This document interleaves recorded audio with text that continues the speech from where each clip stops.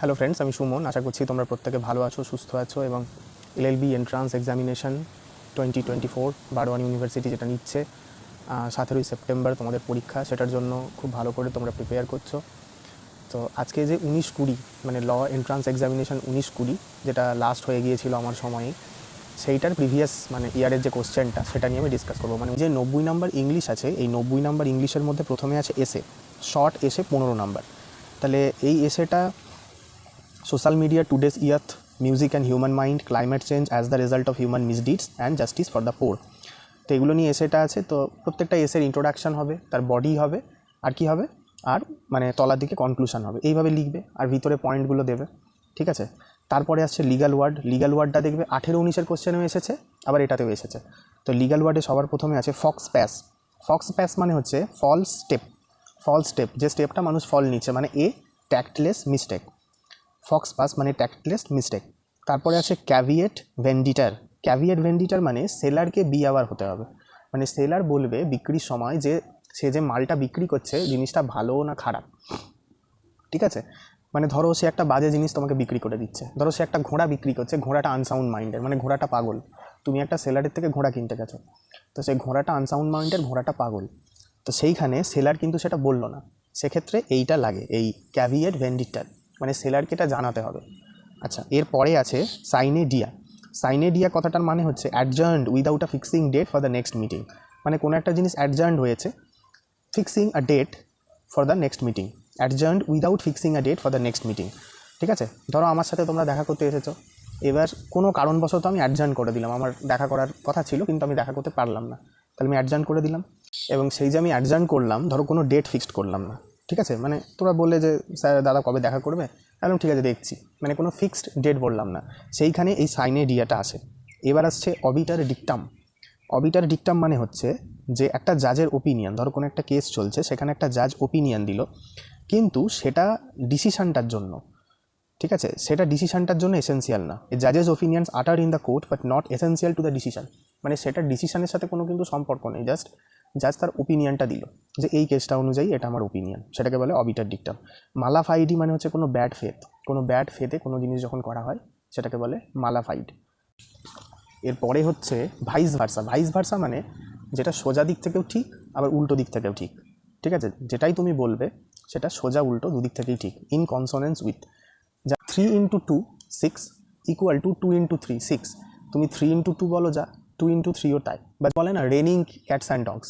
Raining cats and dogs মানে কি, raining heavily, কিন্তু আমি একটা ইডিয়াম দিলাম। তাহলে রেনিং ক্যাটস অ্যান্ড ডগস বলা মানেও যা, রেনিং হেভিলি বলা মানেও তাই।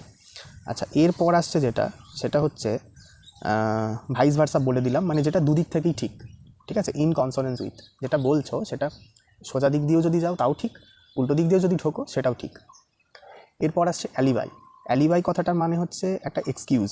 যেমন আমি একটা এক্সাম্পল দিই, 6 সেপ্টেম্বর বা ধরো 5th সেপ্টেম্বর টিচার্স ডে ছিল, এবং 5th সেপ্টেম্বর আমি তোমাদের ক্লাস নিয়েছি। ধরো কেউ একটা কোনো চুরিতে বা কোনো একটা ক্রিমিনাল অ্যাক্টে আমার নাম ঢোকালো যে এই সময়ে সুমন ঘোষ অমুক লোকের বাড়িতে চুরি করেছে, তাহলে 8টা থেকে 9টার মধ্যে। তাহলে আমি খুব ভালো করে জানি যে আমি 8টা থেকে 9টার মধ্যে তোমাদের ক্লাস নিচ্ছিলাম। এইবার তখন আমি কি বলবো, আমি বলবো স্যার আমি 8টা থেকে 9টার মধ্যে ক্লাস নিচ্ছিলাম, আমার সাক্ষী, আমার উইটনেস হচ্ছে আমার স্টুডেন্টরা, ঠিক আছে।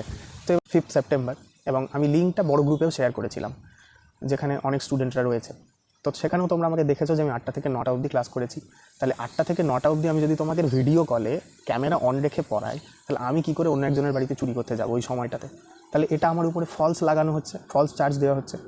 তাহলে এই যে আমি বললাম যে সেই সময় আমি অন্য জায়গাতে ছিলাম, এটাকেই বলে অ্যালিবাই। এই কথাটাকেই বলে অ্যালিবাই, যে একটা এক্সকিউজ।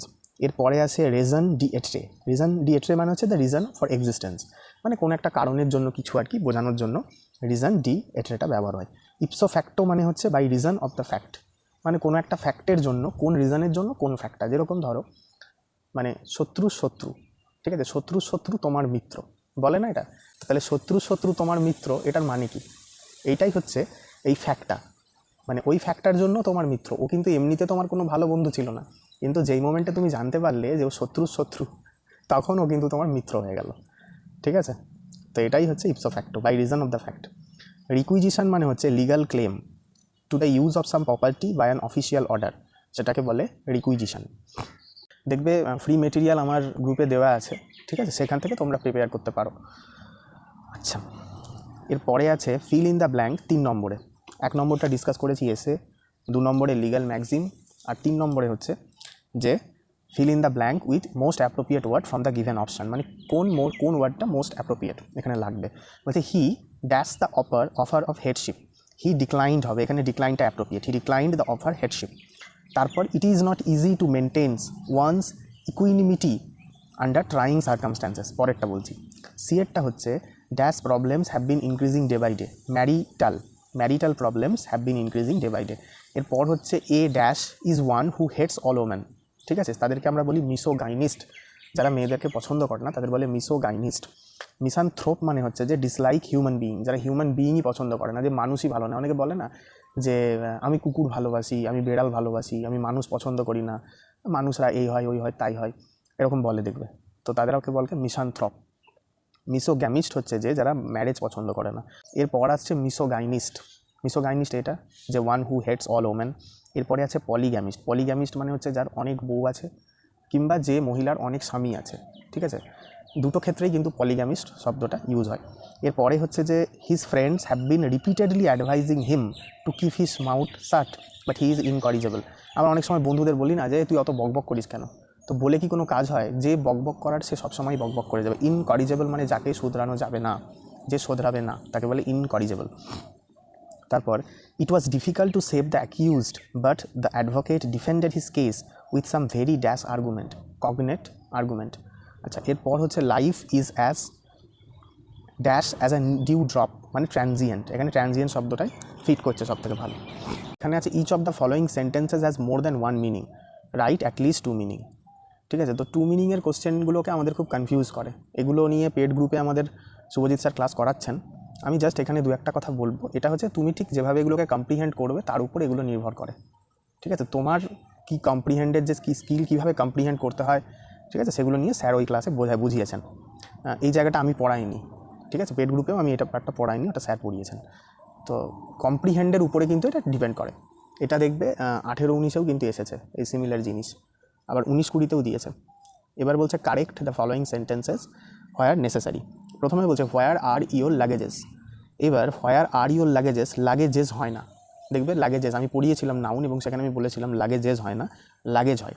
আর লাগেজ যদি হয় লাগেজের সাথে ইজ হবে, ঠিক আছে। পরেরটা হচ্ছে the teacher asked me that where my book, এটা হয়ে যাবে the teacher asked me that where my book was, মানে ওয়াজটা পড়ে যাবে। তারপরে হচ্ছে he gave me many good advices, এটা হবে মেনি আ, ঠিক আছে, মেনি আ। তারপরে হচ্ছে a pair of spectacles is laying on the table, তাহলে a pair of spectacles is laying on the table, এটা কী হবে বলো তো? এটা ঠিকই আছে, a pair of spectacles is laying on the table, ঠিক আছে। এরপর হচ্ছে has your sister come back home yesterday, এটা হ্যাজ হবে না, এর সামনে ডিড হবে, ঠিক আছে, did your sister come back home yesterday. আচ্ছা, I fell asleep while watching TV, এটা হবে while watching TV I fell asleep হলো। তারপর হচ্ছে I have been living Canada since 10 months আছে, এটা হয়ে যাবে for 10 months.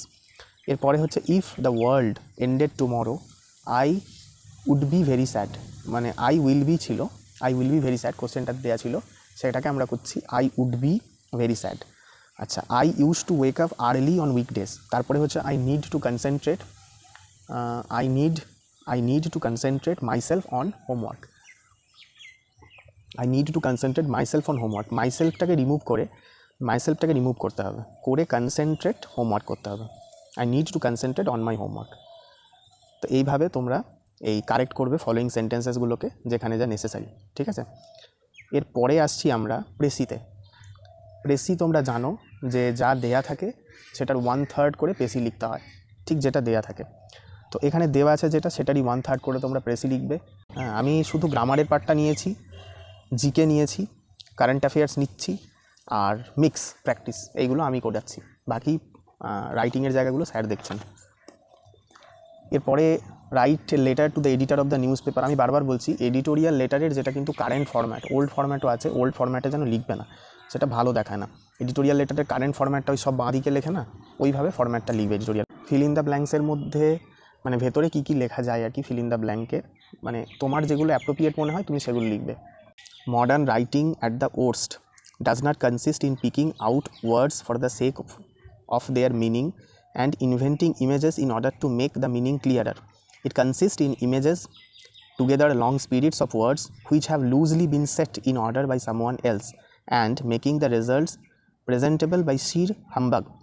The attraction of this way of writing is that it is easier to say, in my opinion, it is not an unjustifiable assumption than to say, I think.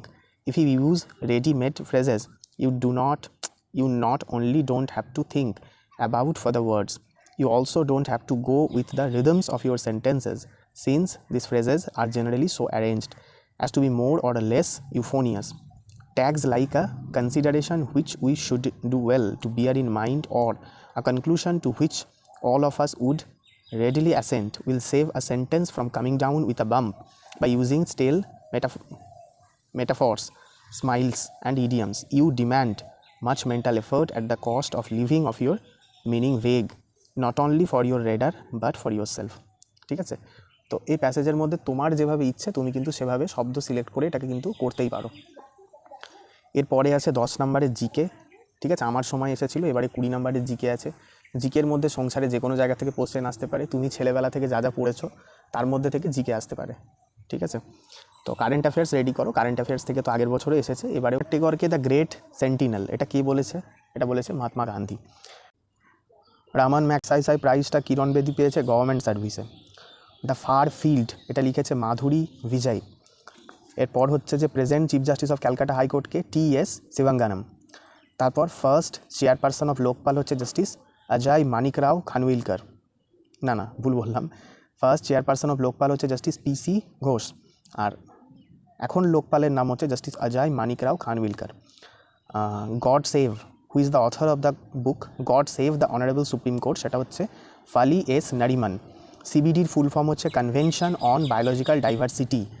R which of the following cause soil pollution, সেটা হচ্ছে যে pesticide, heavy metal, xenobiotic, এইগুলো প্রত্যেকটা জিনিসই হচ্ছে আমাদের soil পলিউশনের জন্য দায়ী। যদি কিছু ডাউট থাকে কমেন্টে জানাতে পারো। আমার হোয়াটসঅ্যাপ গ্রুপ আছে একটা, যেখানে অনেক স্টুডেন্ট আছে, সেই গ্রুপটা জয়েন করতে পারো। সেখানে আমি অনেক মেটেরিয়াল শেয়ার করি, আমার ভিডিও শেয়ার করি, আর ডেসক্রিপশানেই লিঙ্কটা দেওয়া থাকবে। আর আমার সোশ্যাল মিডিয়ার লিঙ্কগুলোও ডেসক্রিপশানে দিয়ে দেবো, চাইলে সেখানেও আমাকে ফলো করতে পারো। আর আমার একটা পেড গ্রুপ চলছে, যেটাতে আমি এন্ট্রান্সের জন্য প্রিপেয়ার করছি, তার একটা নমিনাল চার্জ আছে, সেটাতে যদি অ্যাড হতে চাও তাহলেও আমার সাথে যোগাযোগ করতে পারো। তো ভালো করে পরীক্ষা দাও, best of luck. Thank you friends for watching me.